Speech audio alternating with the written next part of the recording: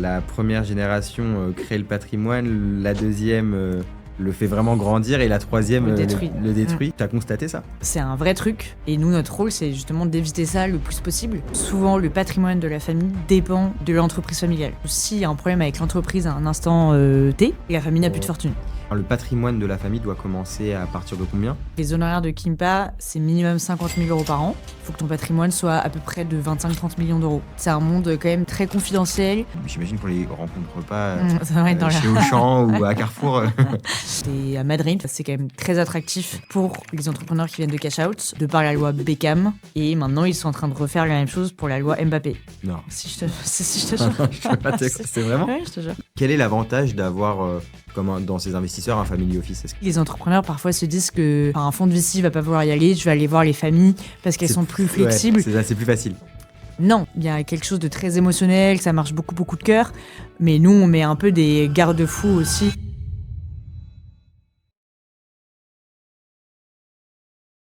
Bonjour à tous, bienvenue sur La Place, le podcast où on accueille les investisseurs français et européens qui financent les startups de demain. Aujourd'hui, on accueille Clarisse Cousty de chez Kimpa, un multifamily office français. Bonjour Clarisse. Bonjour Elie. J'espère que tu vas bien, merci d'être là. Merci pour l'invitation. On entend beaucoup parler des family office, des multifamily office. Il y a un peu, beaucoup de mythes autour de ça. On peut penser que c'est un petit peu de l'argent facile pour les startups, mais il y a beaucoup de gens qui ne savent tout simplement pas ce que c'est un family office. Donc, première question, qu'est-ce que c'est un family office? Oui. Alors déjà, tu as la distinction entre un single ou un multifamily office. Le single, c'est quand tu as une seule famille derrière la structure. Un multi, c'est quand tu en as plusieurs, donc que ce soit des entrepreneurs, des familles en tant que telles, on en reparlera. Mais donc, il y a déjà cette distinction. Et Kimpa, en l'occurrence, c'est un multifamily office. On accompagne plusieurs familles.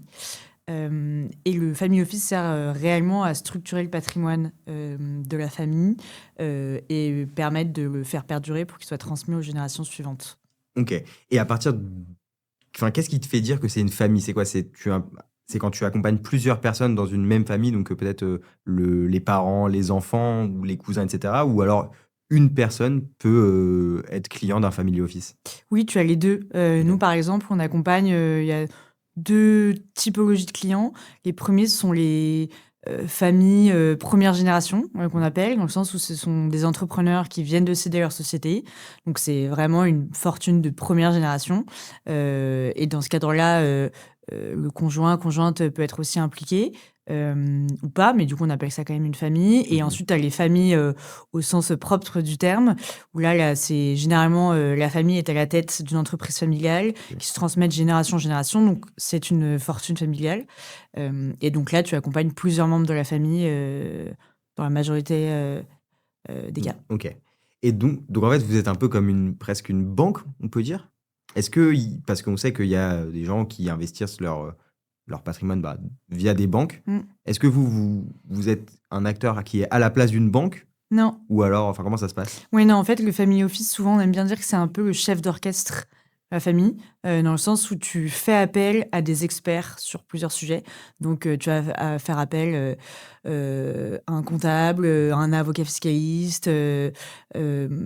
Vraiment, tu as beaucoup de partenaires possibles, un notaire ou autre, qui vont t'aider dans toute la structuration de ce patrimoine-là. Le but du family officer, du family office, c'est vraiment de t'aider à prendre les bonnes décisions par rapport à ta taille de patrimoine et ce que tu as envie de faire avec. Et après, de faire appel aux bons experts. Et donc ensuite, Kimpa, en l'occurrence, a fait le choix d'internaliser de la gouvernance familiale, mais par exemple, tu peux faire aussi appel à d'autres prestataires, et d'internaliser la partie investissement. Et moi, c'est ce que je fais aujourd'hui, on en reparlera. Mais du coup, de pouvoir proposer des investissements de mon côté à ses clients directement, en sourçant les bons projets. Ok, ouais, donc tu as la vision à 360 sur le patrimoine. Exactement. Tu le prends par la main et tu lui dis Exactement. on va optimiser tout ça. Trop bien. Écoute, j'ai hâte d'en savoir plus. On va revenir dans un premier temps sur ton parcours, sur justement comment t'en es arrivé là, parce qu'il faut certainement certaines compétences pour en arriver là. On va essayer de voir tout ça, puis on parlera évidemment de Kimpa, de comment vous gérez le patrimoine de ces personnes-là, quels sont les challenges, etc. Et puis ensuite, on parlera peut-être de sujets un peu plus vagues, on va dire. Pour revenir sur ton parcours, est-ce que tu peux te présenter en quelques mots pour ceux qui ne te connaissent pas? Oui. Donc, Clarisse, 28 ans. Donc, moi, j'ai rejoint Kimpa il y a presque 4 ans maintenant. D'abord au bureau de Madrid, maintenant à Paris, au sein de l'équipe d'investissement. Donc, littéralement, au quotidien, ce que je fais, c'est de trouver les projets pour nos clients en fonction de leur thèse d'investissement à impact, de qualifier, donc due diligence ces projets, puis après de s'occuper de tout le process d'investissement pour eux et de suivre ces investissements dans le temps. Donc ça, c'est notre rôle au quotidien.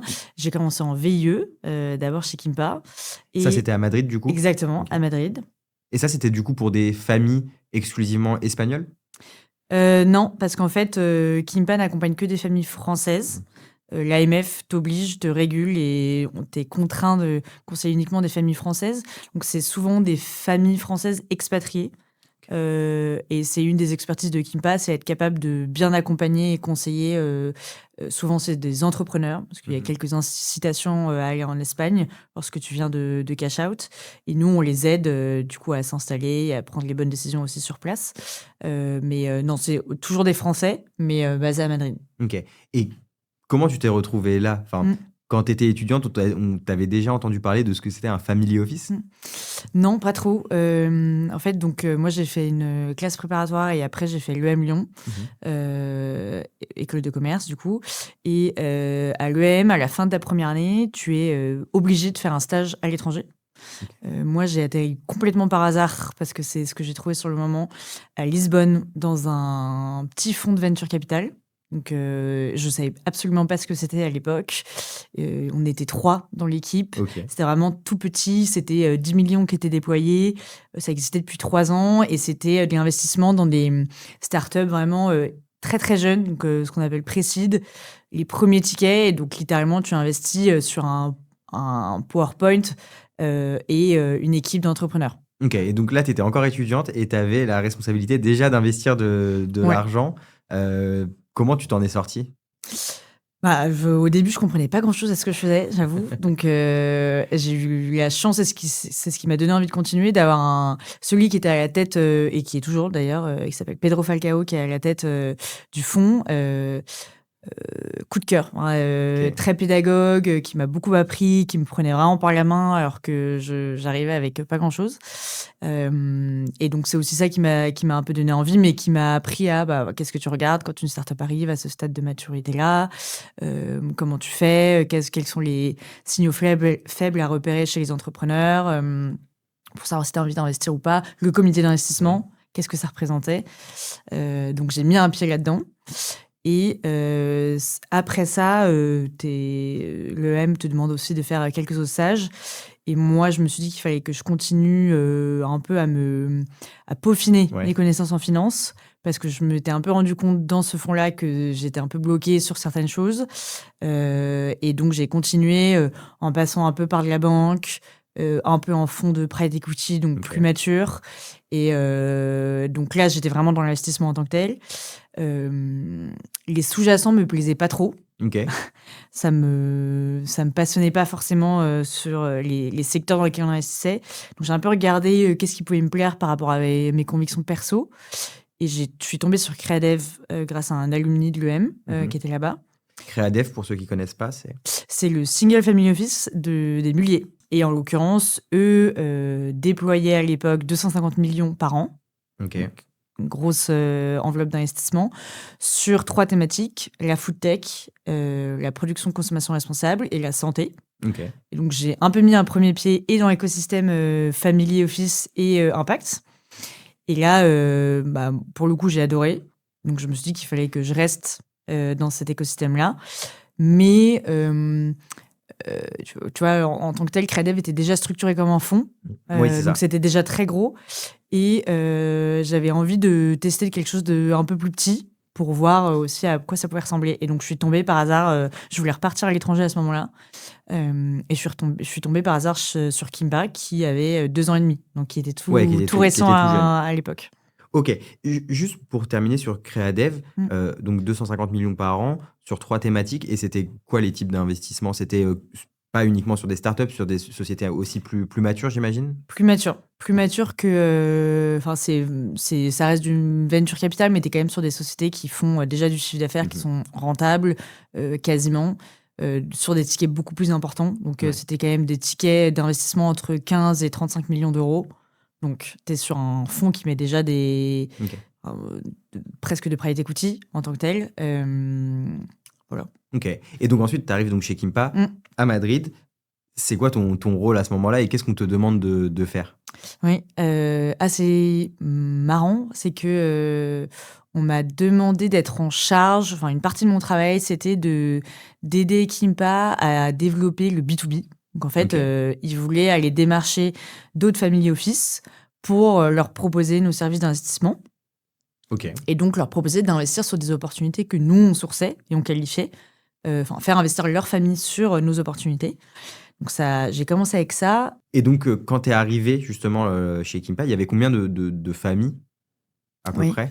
Je pense qu'il y avait une Ok. dizaine, quinzaine de familles, Ce qui est déjà pas mal. ce qui est déjà pas mal. Je dirais une grosse dizaine. Familles, du coup, entrepreneurs et familles au sens littéral du terme. Et maintenant, il y en a plutôt une trentaine, Ok. avec des tailles de patrimoine plus importantes Ok. que quand je suis arrivée. Ok, on reviendra là-dessus juste après. Et donc, c'est là où tu as vraiment pu voir la grosse différence entre single et multi. Ouais. Si tu as trois grosses différences à me donner au-delà juste de la définition de multifamily office, qu'est-ce qui t'a marqué dans la gestion et dans le quotidien, on va dire?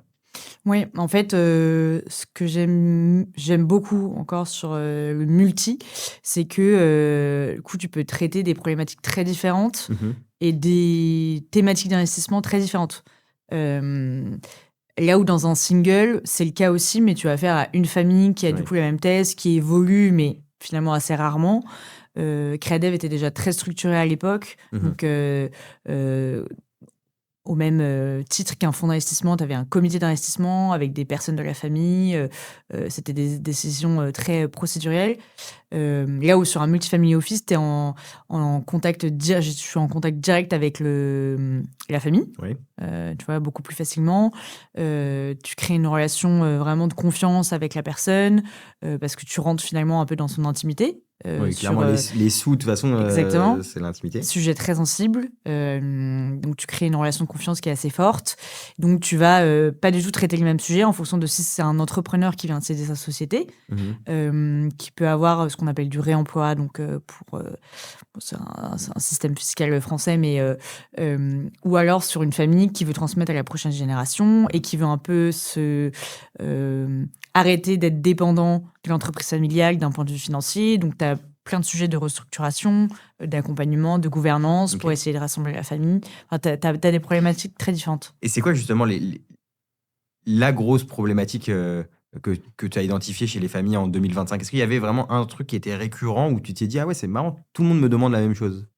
En termes de thématiques d'investissement Euh, ou de de, de, problématiques tout court, de problématiques au gestion. niveau de gestion de patrimoine. Oui, alors très souvent, mais ça, c'est pas du tout qu'en 2025, et c'est le cas de beaucoup en tout cas de familles françaises. À Mhm. l'étranger, j'ai moins de visibilité. C'est que souvent, le patrimoine de la famille dépend de l'entreprise familiale. Et ça, c'est dangereux dans le sens où c'est dangereux pour la famille dans le sens où s'il y a un problème avec l'entreprise à un instant T, Ouais. la famille n'a plus de fortune. Ok, et donc c'est-à-dire, c'est que par exemple, la fortune de la famille, elle est que en action de Exactement. la société, par Exactement. exemple? Exactement. Et donc, tu n'as pas du tout indépendantisé le patrimoine familial Ok, de la famille, vraiment les personnes, du corporate. ok. Et donc ça, si jamais il y a des problèmes au niveau de l'entreprise, Ouais. la famille perd tout. Donc c'est souvent un gros défi de structurer le patrimoine pour que ce soit indépendant et Ok. que du coup la famille puisse vivre sans À titre à personnel, en titre fait. personnel, exactement. Et Ok. avoir du cash, parce qu'en fait, quand tu as des actions dans la société, tu as des dividendes, mais tu n'as pas de cash en tant que tel Ouais. pour faire des investissements, pour justement, tu vas placer ton argent, Oui, le pérenniser ouais. à travers le temps. Tu n'as vraiment pas de cash en tant que tel à investir. Ok. Et donc ça, c'est un sujet. Comment trouver du cash pour aller... Comment générer du cash, ouais, exactement. Ok. Et c'est quoi les petites actions que vous proposez? Généralement, tu essayes de structurer des holdings familiales qui vont quand même récupérer, enfin, tu vas récupérer une partie du cash de la société, enfin, te verser plus de dividendes ou autre, mais après le placer Tu vois, pas du tout uniquement le garder pour ton train de vie, mais le placer pour générer des revenus récurrents. Donc, soit en côté, typiquement, soit en non coté sur des actifs qui peuvent être distributifs. Ok, qu'est-ce qu'un actif distributif pour ceux C'est qui... ça peut être, du coup, en non coté, ça peut être aussi, c'est plutôt des fonds d'investissement aujourd'hui, que ce soit en infrastructure, en immobilier ou en venture capital, private equity, dette privée, tout type, qui va apporter un coupon chaque année à l'investisseur. Donc, si tu investis 100 000, tu as des fonds, souvent en dette privée, qui vont te générer 5-6% par an. Généralement versé trimestriellement. Donc, ça permet d'avoir un complément de revenus.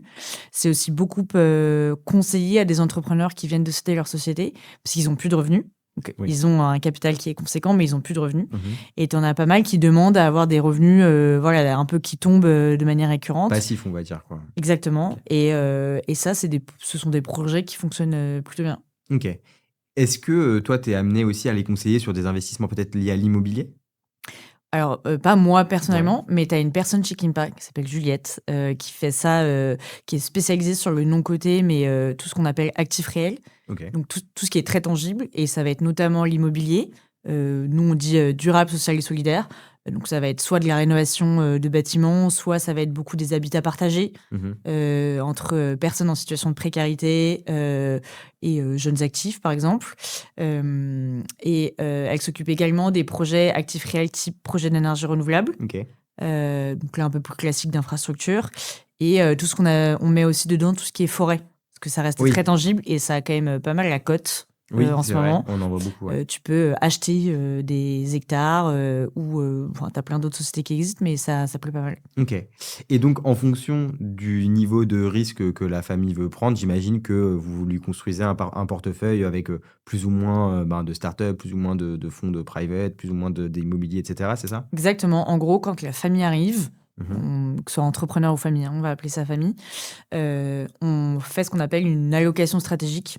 Okay. On définit l'allocation stratégique et la thèse d'investissement. Et donc, l'allocation stratégique, c'est définir en fonction de la taille de patrimoine, qu'est-ce qu'on va mettre en côté, qu'est-ce qu'on va mettre en non-côté, où est-ce que se situe la famille sur le triptyque risque, rendement, impact. Donc, là où avant, on parlait beaucoup de risque, rendement, nous, on rajoute l'impact au même titre que les deux autres. Ok, donc tu as des familles qui ont plus de conviction et qui voudraient peut-être moins de rendement, mais plus d'impact que d'autres, c'est ça ? Nous, on aime bien dire que c'est pas parce que tu as de l'impact que tu n'as pas de performance financière. Mais effectivement, sur le curseur, tu en as qui vont te dire moi, je préfère qu'il y ait un impact très fort, quitte à avoir un rendement moins important. D'autres qui veulent que le curseur soit au même niveau sur les deux. Donc, ça dépend vraiment. Et justement, la thèse d'investissement va nous permettre de définir ce positionnement-là et d'aller chercher les bons projets en fonction de où est-ce que la famille se situe sur ce triptyque. Et donc, définir, tu as une taille de patrimoine, je sais pas, 50 millions d'euros, peut-être que si tu as envie de faire du non-coté et que le direct, investir dans des startups, ça te plaît, tu es très appétant, on va aller t'en proposer parce que ta taille de patrimoine le permet. Là où sur un patrimoine... alors maintenant, c'est plus trop la cible de Kimpa, mais de 5-10 millions d'euros, on préconiserait pas trop de le faire. On te préconiserait plutôt d'aller soit sur des actifs réels, soit sur des fonds, aussi bien de venture capital que de private equity. À impact, toujours, il y en a plein. Tu en as interviewé la semaine dernière. Il y en a beaucoup et on en conseille aussi régulièrement. Et pourquoi, justement, quelqu'un qui a moins de cash, on va dire, disponible, ou un plus petit patrimoine, tu vas moins l'inciter à investir sur de la start-up? C'est parce que c'est trop risqué ou c'est parce que justement il faut investir plus pour avoir c'est moins rentable? Pourquoi? En fait, ça permet tu es trop exposé à une seule société. Donc si jamais ça plante, en fait, nous, le ticket minimum pour investir sur des projets qu'on propose, c'est 100 000 euros. Donc en fait, si la société plante, qui arrive, on a de la casse, tu perds tout. Là où sur le fonds, ça te permet de diversifier ton argent. Donc, tu mets un ticket de 100 000, mais en fait, dans un fonds d'investissement qui va investir dans 20, 25 sociétés. Enfin, ça dépend de la thèse. Mais donc, ça te permet de mettre tes billes sur plusieurs projets et donc de quand même diversifier ce risque. Et le fonds va faire cette sélection pour toi. Donc, tant que tu choisis le fonds pour sa thèse d'investissement et l'impact qu'il va avoir, ça te permet d'être un peu plus passif Alors après, le retour sur investissement est du coup plus long, souvent, parce que c'est des durées entre 10 et 12 ans. Ouais. Mais bon, tu prends quand même moins de risques là où on a des clients, des familles qu'on accompagne qui veulent faire beaucoup de directs.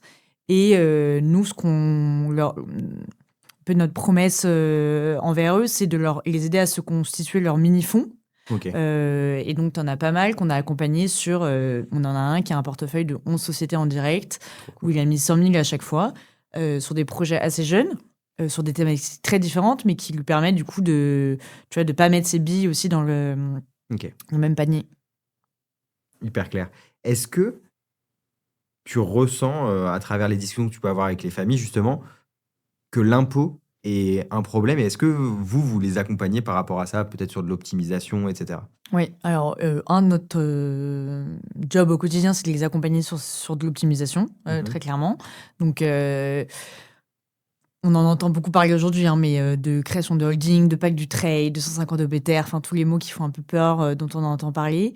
Et très clairement, alors, nous, on a moins eu le cas de clients qui ont voulu partir de France au moment de la dissolution, parce qu'en fait, ça a quand même gelé les investissements très fort, ce qui est normal. Ils ne savaient pas du tout À quelle sauce ça allait être mangé. En fait, ton cash qui aurait dû aller sur des investissements, il fallait le garder parce que potentiellement, il allait devoir aller sur des taxes supplémentaires.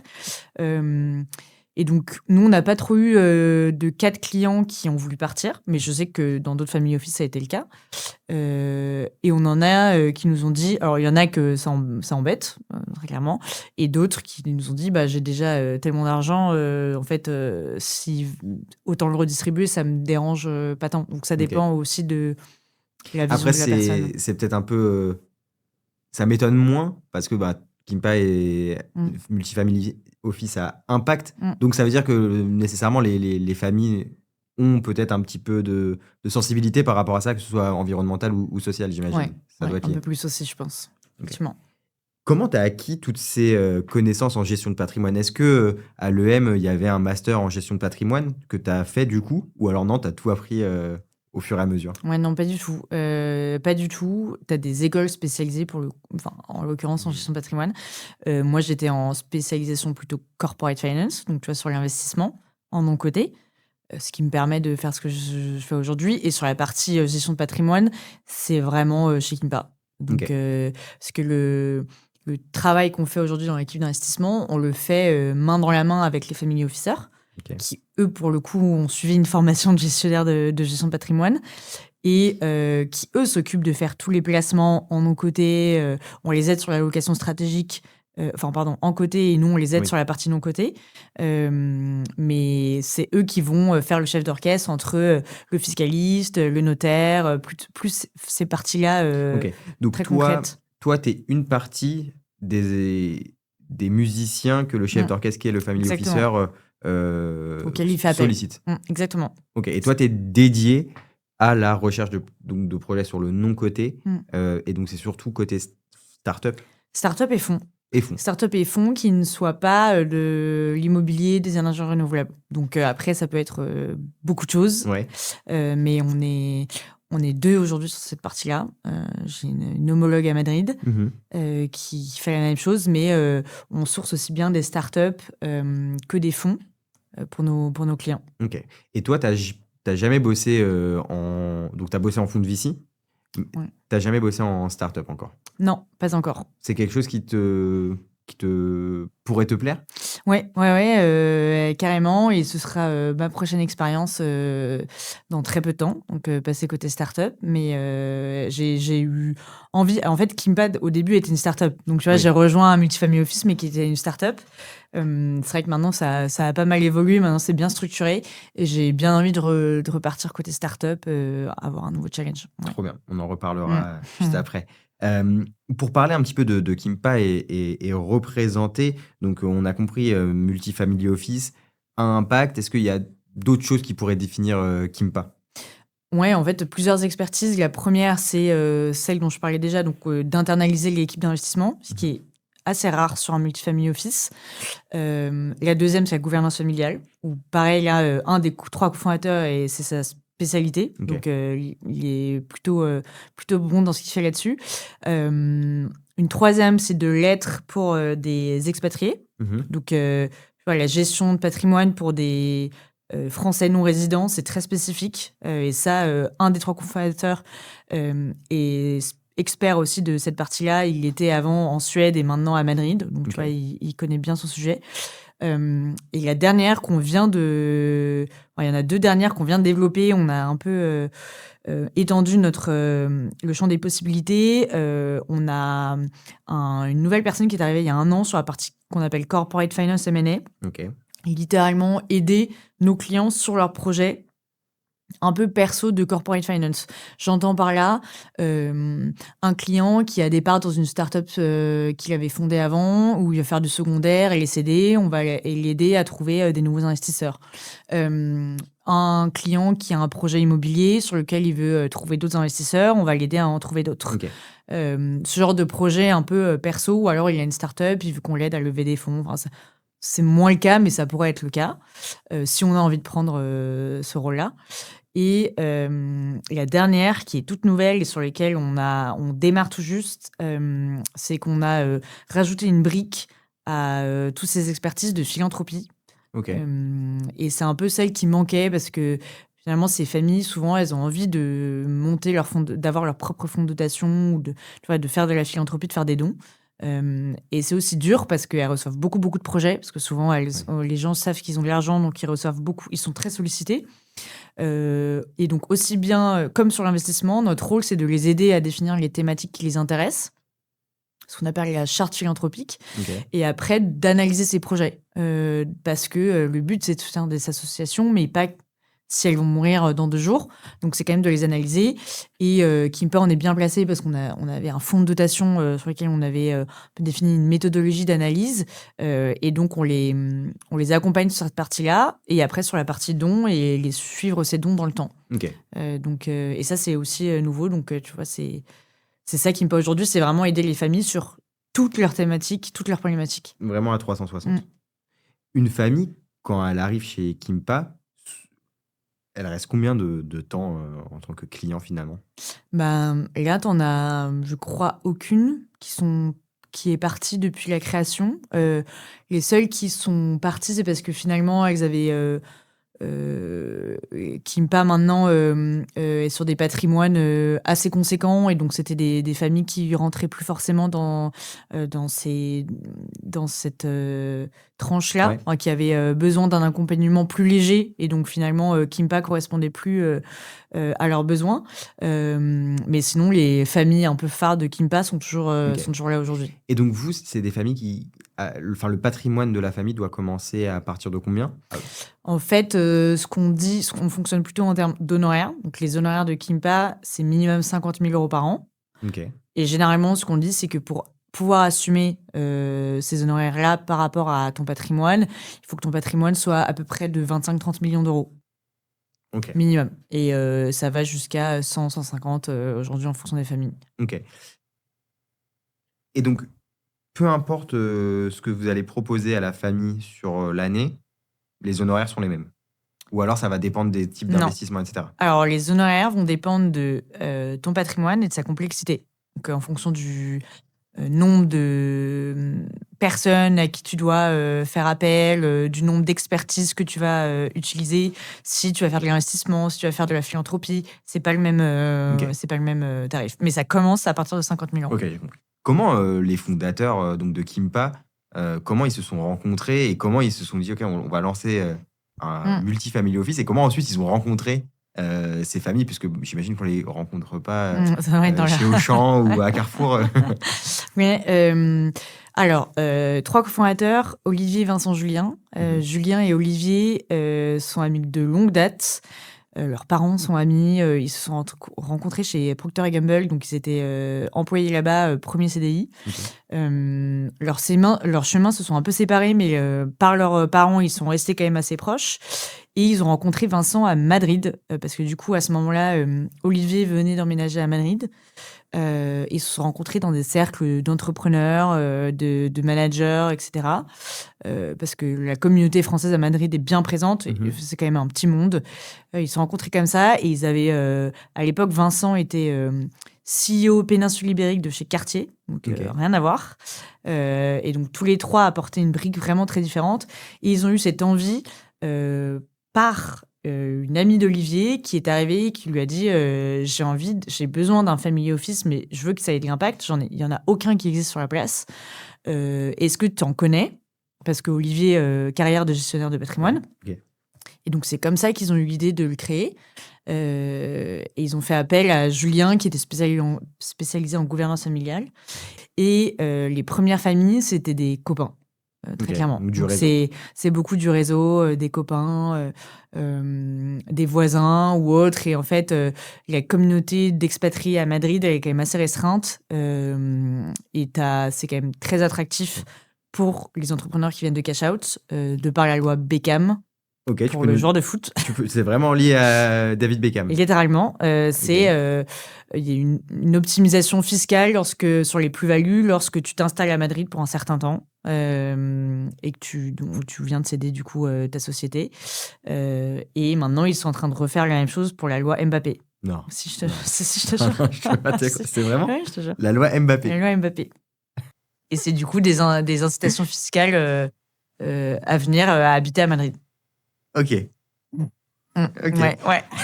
Ok, c'est marrant. Ouais. En France, peut-être qu'on n'a pas d'assez bons joueurs au PSG pour avoir les mêmes Pour types avoir de ça lois en en France, ouais. France. Ok, Ouais, la loi t'as pas Mbappé. les mêmes incitations fiscales, Tout court. Ouais, tout court. Ok. Donc ça attire pas mal.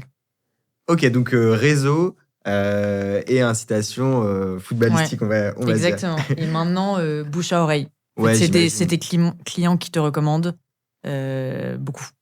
Oui, j'imagine. C'est pas toi qui vas aller toquer à toutes les portes. Non. pour faire de Au la début, c'est le cas, et puis au fur et à mesure, c'est plus tes clients qui te recommandent. Et justement, toujours en parlant des clients et des potentiels clients, en France et donc dans le monde pour les Français, il y a vraiment beaucoup de potentiels clients qui pourraient prétendre à rentrer en family office. Ou alors c'est encore assez niche et c'est vraiment pour l'élite. Je me rends pas vraiment compte en fait. Alors, te dire combien il y en a en France, dur, mais en tout cas, c'est assez caché. En fait, c'est un monde quand même très confidentiel. Tu les trouves pas dans le journal. Enfin, les seuls que tu peux trouver dans le journal, c'est les entrepreneurs qui viennent de céder leur société, et ça, c'est assez médiatisé.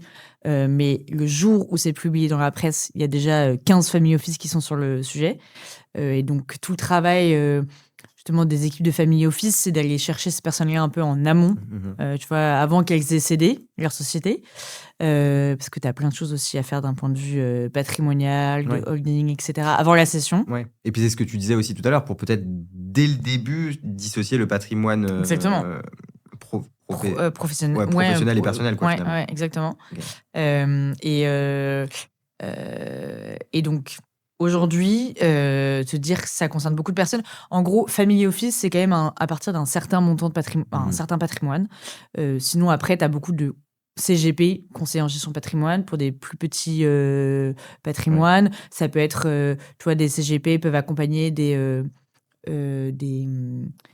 personnes qui sont à des postes très importants dans des gros corporates, des grosses sociétés, qui ont des gros bonus ou des gros salaires, qui vont avoir besoin un peu d'un banquier privé, tu vois, mais qui n'ont pas le patrimoine pour être accompagnés par un family office, parce que les honoraires requièrent en fait un patrimoine quand même assez suffisant. Okay. Et avec des problématiques de structuration complexes. Okay. Oui, en dessous, peut-être il y a aussi tout ce qui est banque privée, etc., comme tu disais avec les conseillers en gestion de patrimoine. Ouais. Et toi, les familles chez Kimpa, tu les rencontres toutes les semaines ou combien de fois tu les rencontres par mois, disons? Non, en fait, le family officer fixe un rendez-vous avec c'est vraiment le chef d'orchestre, c'est lui qui lead. Généralement mensuel ou trimestriel, en fonction des besoins du client, de son patrimoine également. Et puis, en fait, quand un client arrive au tout début, tu vas faire beaucoup de rendez-vous. Ouais. Là, généralement, toutes les 3 semaines, tous les mois. Parce que tu mets en place un peu tous les éléments importants, tu structures le patrimoine, tu fais appel aux différents experts pour choisir, faire un appel d'offres sur le côté, sur le non-côté, voir quels sont tes investissements, etc. Et au fur et à mesure, tu espèces un peu plus les rendez-vous, parce que c'est plus proposer de nouvelles opportunités, faire un bilan sur là où on en est, d'un point de vue patrimonial, etc. Donc, tu as moins besoin de le voir. Après, honnêtement, on est quand même en contact hyper régulier, toutes les semaines quasiment avec eux, par téléphone, enfin, tu vois. Et ils sont sympas. Ouais, ils sont très sympas. Quel est le processus de décision, peu importe, on va dire, la typologie d'investissement, après peut-être on rentrera dans les détails, mais le client, la famille, est toujours décisionnaire ou il y a des fois où juste en fait ça se fait sans que lui il ait vraiment besoin de donner son accord, bah ok, on a décidé que c'était un profil avec tel risque, etc., etc. On sait que ce fonds, on le connaît, on investit dedans, entre guillemets, sans demander son avis, ou alors il doit forcément donner son avis. Non, il donne toujours son avis et c'est hyper important. Nous, on prend jamais la décision. Ok. En fait, on va trouver des projets, les préanalyser, les présenter aux clients. Il nous donne une marque d'intérêt ou pas. S'il nous montre son intérêt, on fait ce qu'on appelle une due diligence. Donc là, une analyse approfondie de l'opportunité, quelle qu'elle soit. Et on passe en comité d'investissement Kimpa d'abord. Et donc là, ce sont les directeurs de Kimpa, le porteur de projet. Enfin, imagine que moi, j'ai trouvé ce deal-là pour mon client. Je vais le présenter au comité d'invest de Kimpa, qui va décider si oui ou non on pense que pour les clients qu'on a identifiés, ça peut être une belle opportunité. Si le comité d'investissement Kimpa valide, alors on donne les conclusions de la due diligence au client en lui disant, bah voilà, au regard de nos analyses, on te conseille d'investir par rapport à ton profil de risque, d'impact, etc. Est-ce que tu veux y aller ou non? Et si oui, à hauteur de combien? Et donc là, c'est le client qui donne le go final et le ticket. Et après, nous, on s'occupe de la souscription. Mais c'est toujours le client qui donne sa validation. Et quand les familles prennent la décision, parfois, j'imagine, il y a des couples. C'est qui? C'est la femme ou c'est l'homme qui prend la décision généralement? Ça dépend. En fait, ça dépend. Si c'est entrepreneur qui a cédé sa société, honnêtement, on n'a pas d'entrepreneur femme. C'est triste à dire. On n'a vraiment aucune cliente femme entrepreneuse. Pour le moment. Après, j'ai vu qu'il y a des grosses cessions et ventes de grosses entreprises qui sont parues dans la presse récemment. Montées par des femmes, oui. Mais pour l'instant, c'est pas le cas. Et honnêtement, ça nous embête. On cherche, etc. Mais tu as aussi tout un problème il y a moins de femmes qui entreprennent. Voilà, il y a un problème sous-jacent qui est tout autre. Mais donc souvent, ce sont des entrepreneurs hommes. Et pour le coup, ils prennent une décision seuls lorsque ce sont des entrepreneurs. Lorsque ce sont des familles, en revanche, c'est une décision familiale. Donc souvent, c'est le couple, lorsque c'est en tout cas le cas. Et très souvent, c'est également les enfants. Certaines familles décident d'impliquer les enfants pour, dans une logique de transmission, impliquer la prochaine génération aussi sur ces décisions-là. Et c'est d'ailleurs souvent la plus jeune génération qui pousse les parents à aller vers des projets plus impact. J'avais lu ce truc de la première génération crée le patrimoine, la deuxième le fait vraiment grandir et la troisième le détruit. Tu as constaté ça? Oui, c'est très vrai. Et alors là, c'est la phrase que Julien nous donne. Julien, qui est du coup le cofondateur spécialisé en gouvernance familiale. C'est un vrai truc. Et nous, notre rôle, c'est justement d'éviter ça le plus possible. Mais c'est très vrai. Selon toi, c'est dû à quoi? En fait, ce que Julien a développé, il a écrit un bouquin aussi dessus, et c'était vraiment l'objet de sa thèse, c'est il faut créer une vocation entrepreneuriale chez chaque génération. En fait, il faut que chaque génération ait un projet entrepreneurial au sein du groupe, au sein de la famille. Et donc, tu vas être à la tête d'un business familial. Au lieu de juste le gérer, il faut que tu donnes un nouveau souffle en, je sais pas, proposant de l'investissement, du M&A pour ton corpo, ou créer de la philanthropie dans ta société. Enfin, il y a vraiment plein de choses très diverses et variées. Peu importe, il faut quelque chose de nouveau. Parce que si tu te complais dans ce que fait déjà l'entreprise familiale, en fait, tu as 20 000 concurrents qui vont arriver derrière et qui vont te dépasser. Et donc, il y a aussi besoin que la nouvelle génération prenne sa place et vraiment un projet entrepreneurial au sein de la famille. Ça, c'est important. On mettra peut-être, si tu peux nous donner le nom du livre. Oui, bien sûr. Avec grand plaisir. Ok, hyper intéressant. Concernant notre sujet, donc nous, on est quand même experts sur la partie startup. Tu as eu l'occasion de passer en VC, puis côté Family Office. dans la manière de sélectionner les dossiers, dans la manière de les instruire, quelles sont les grandes différences entre le VC et le family office? Ouais. Alors après, tout dépend de si tu es en single ou en multi, encore une fois, mais si on reste sur le multifamily office, en fond, en fait, le sourcing vient d'ailleurs principalement des partenaires, généralement, de leur réseau, parce que ce sont des opportunités un peu... faut être sur l'opportunité et avoir l'exclusivité sur le deal. Et après, tu as toute une équipe d'analystes qui va faire les slides, à présenter en comité, etc. Enfin, tu as quand même quelque chose de très hiérarchique et avec des process bien définis. Là où sur le family office, ce sont plutôt alors le sourcing peut venir évidemment des partenaires, mais en fait, ce sont plutôt tes équipes en interne qui vont de manière proactive aller chercher des investissements. Donc, au sein de Kimpa, c'est mes collègues et moi-même, tu vois, qui sommes en charge de nos clients, nos familles, et d'aller chercher les bons deals en fonction de leur thèse. Donc, tu es quand même un peu plus lead et autonome, en tout cas là-dessus. Et ensuite, la due diligence, tu vas évidemment en faire une toi-même. En tout cas, c'est comme ça que ça marche chez Kimpa. Mais on fait aussi beaucoup appel aux co-investisseurs. Et donc, alors, on a fait pas mal de deals aussi où on était seul avec d'autres nos clients seuls avec d'autres business angels. Aujourd'hui, on s'appuie beaucoup aussi sur des fonds qui vont leader les tours et donc nous partager des éléments de due diligence à l'oral, un peu de manière informelle, mais nous rassurer aussi. Et en fait, ils vont quand même prendre le rôle qu'une famille ne peut pas prendre, c'est-à-dire de réinvestir dès qu'il y a quelque chose qui ne va pas bien, tu vois, au sein de la société. C'est aussi important, surtout dans le cadre de marché actuel, contexte macroéconomique. Tu as beaucoup de bridges, beaucoup de sociétés qui veulent relever.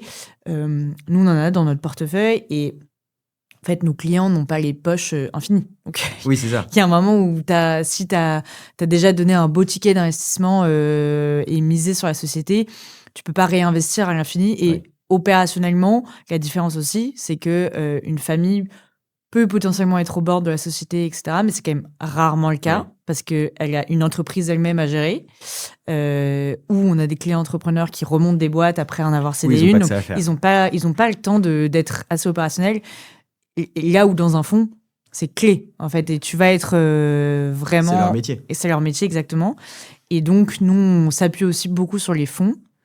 Soit des fonds dans lesquels nos clients ont eux-mêmes investi, qu'on connaît bien, soit avec lesquels on co-investit beaucoup, parce qu'on leur fait confiance et qu'on a une très bonne relation avec eux. Et pour une startup, justement, quel est l'avantage d'avoir, dans ces investisseurs, un family office? Est-ce qu'il y a des avantages? Oui, en fait... déjà, un family office se positionne souvent sur des plus petits tours. C'est pas le cas sur tout le temps, mais tu peux aussi... en fait, ce qui est souvent connu, c'est qu'une famille va beaucoup se positionner sur des tours qu'on appelle Friends and Family au tout début, des tours de seed assez jeunes, parce que ce sont des petits tours où ça va un peu plus... c'est un peu plus rapide, c'est aussi un coup de cœur, un fit. Et donc là, la famille va apporter potentiellement un réseau, une compétence par rapport au secteur sur lequel se situe la société, porteur de projet. Nous, on fait aussi entrer nos clients sur des séries A, des séries B ponctuellement, des tours de LBO, mais alors là, très rarement, parce que on arrive à avoir les bons partenaires qui nous font une place sur le tour. Mais là, la famille, elle va pas du tout avoir un rôle opérationnel. Si tu veux, elle apporte un ticket, potentiellement des contacts si pertinents, mais par rapport au tout début, au premier tour de financement, c'est pas du tout la même implication. Ok. Quel conseil tu pourrais donner à une startup qui, justement, en pré-seed ou seed, veut faire rentrer un family office pour X ou Y raison? Est-ce qu'il y a des choses qu'il faut faire différemment que lorsqu'on aborde un VC, par exemple? Un VC? Oui et non, dans le sens où je pense qu'au contraire, pas mal d'entrepreneurs pensent que parce que tu vas pitcher à une famille, tu peux être un peu plus laxiste, entre guillemets, moins faire attention à ta présentation, ton sérieux, la rigueur, ou est-ce que le family office va attendre moins de toi, et c'est pas le cas. C'est juste que effectivement, dans ces tours de financement-là, tu fais une analyse moins approfondie qu'un tour, de série B parce que c'est pas les mêmes enjeux, tu pas la même traction. Mais, oui, la différence par rapport à un fonds, c'est que ça marche aussi beaucoup au coup de cœur. Oui. Très clairement, il y a beaucoup d'émotionnel, qui rentre en jeu, mais il y a aussi beaucoup de rationnel et c'est le rôle du family office de dire: «Bah, là, je sais que tu es fan du projet, mais il faut pas que tu y ailles parce que c'est trop risqué, par rapport à ton patrimoine, Oui, voilà. ça n'a pas de sens». Là où je pense que, comme tu dis, les entrepreneurs parfois se disent que, le un fonds de VC va pas vouloir y aller, je vais aller voir les familles parce qu'elles sont plus Ouais, flexibles. c'est ça, c'est plus facile. Non, c'est juste que oui, il y a quelque chose de très émotionnel, ça marche beaucoup, beaucoup de cœur. Mais nous, on met un peu des garde-fous Mmh. aussi, auprès de nos clients en leur disant: «Attention, Oui, fais-nous aussi confiance sur l'analyse», voilà. OK. J'avais un start-upper qui était venu me voir et qui m'avait dit, donc c'est, dans une biotech autour du cancer, qui était venu me voir qui m'avait dit: «Ouais, je suis sûr que si je vais voir des familles, des family office, avec des gens qui ont eu, le cancer, Mmh. en Un cancer question», dans la famille, ouais. tu vois? Ouais. Je suis sûr que ça pourrait marcher.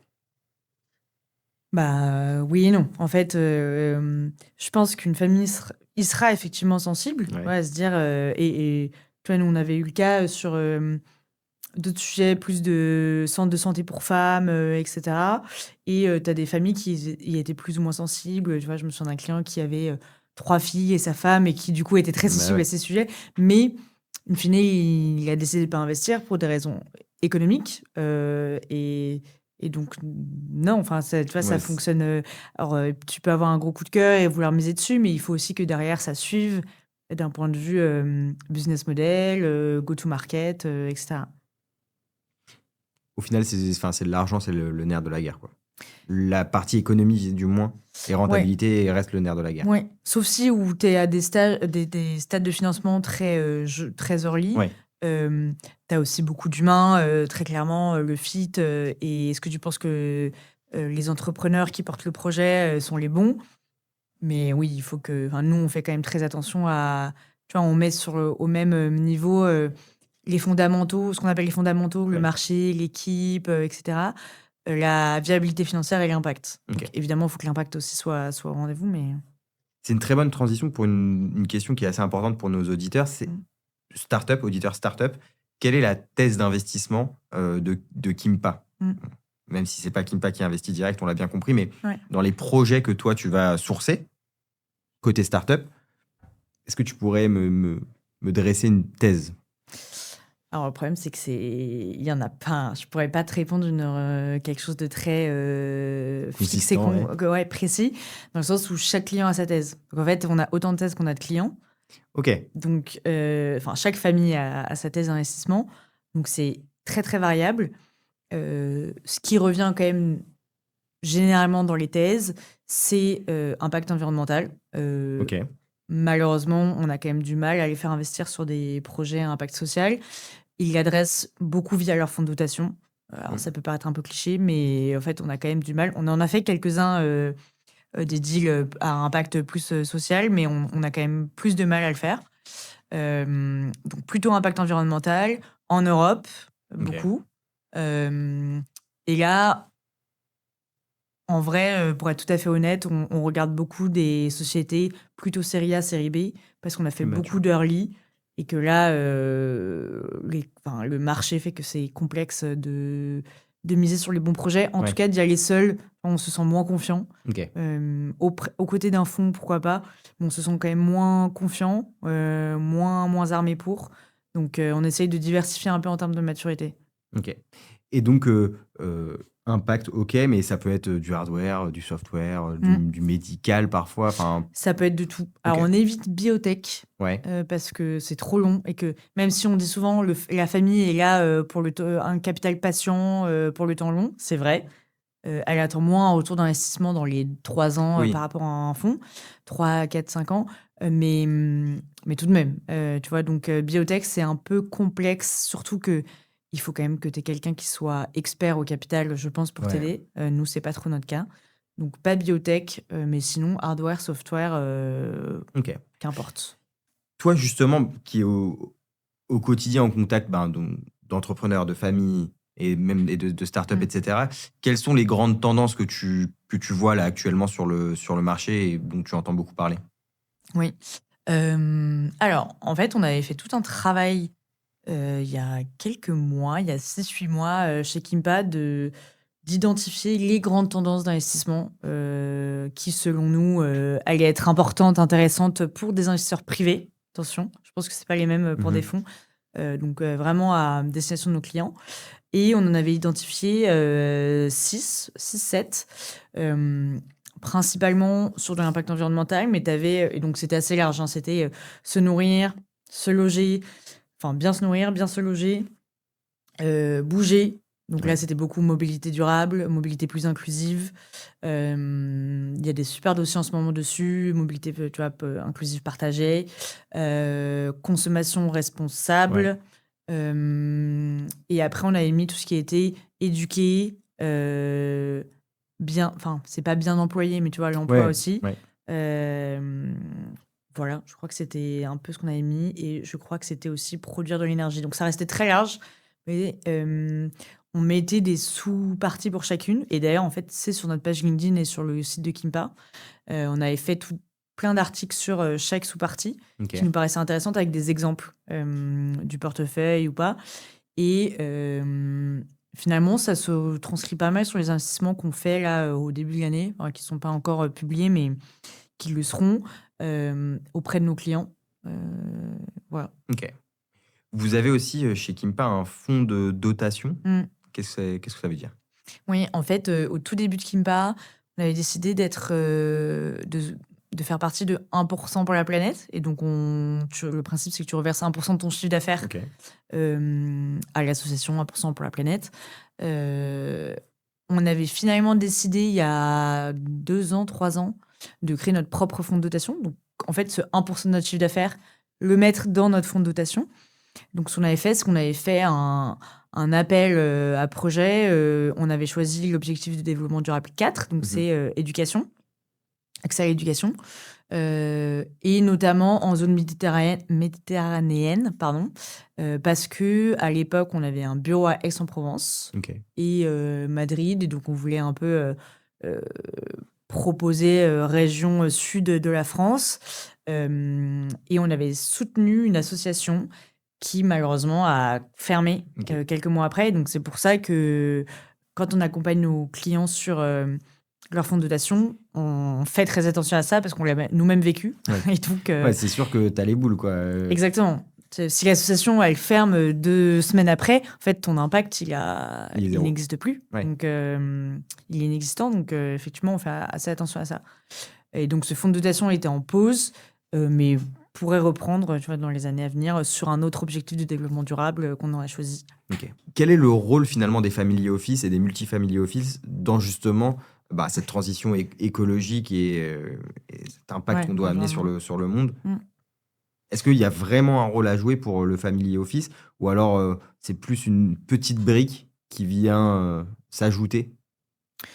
Bah, je pense que ce qui est vrai, c'est qu'il y a ce capital patient, OK. ouais, qui est existant, c'est que les familles sont prêtes à attendre un peu plus de temps pour avoir un rendement. En revanche, il faut être capable de montrer que impact et performance financière ne sont pas opposés. Mmh. Et ça, je pense que c'est le rôle du family office aussi de le montrer à ses clients en choisissant les bons projets, tu vois? Pour montrer que ce sont des projets performants, Ouais. et donc être capable de montrer à une famille qui peut-être serait un peu, dubitative, tu vois? Lui montrer, bah, voilà, tu avais envie de faire un fonds de VC private equity. Nous, on te montre que ce fonds, qui en plus a un impact, a le même rendement, et que, tu vois, c'est en ligne avec tes convictions ou autres. Je pense qu'il y a aussi enfin, le family office peut prendre ce rôle de, montrer que c'est pas opposé. Attention tout de même, le rôle du family office, c'est de pérenniser le capital et Oui. de protéger ce capital. Donc le but, c'est pas de le mettre à risque, complètement. Ouais. Au contraire, c'est de pouvoir le transmettre à la génération suivante. Mais je pense que le family office a ce rôle aussi de pouvoir montrer, en tout cas, c'est le cas chez Kimpa, tu vois, c'est dans notre mission, on est bicorp, enfin Oui. voilà, c'est quand même dans notre ADN, dans nos valeurs, d'être capable de montrer que c'est pas opposé. Ok. On va conclure cette émission avec une question assez simple. Mm. Quels sont les objectifs de Kimpa pour les mois et années à venir? Oui,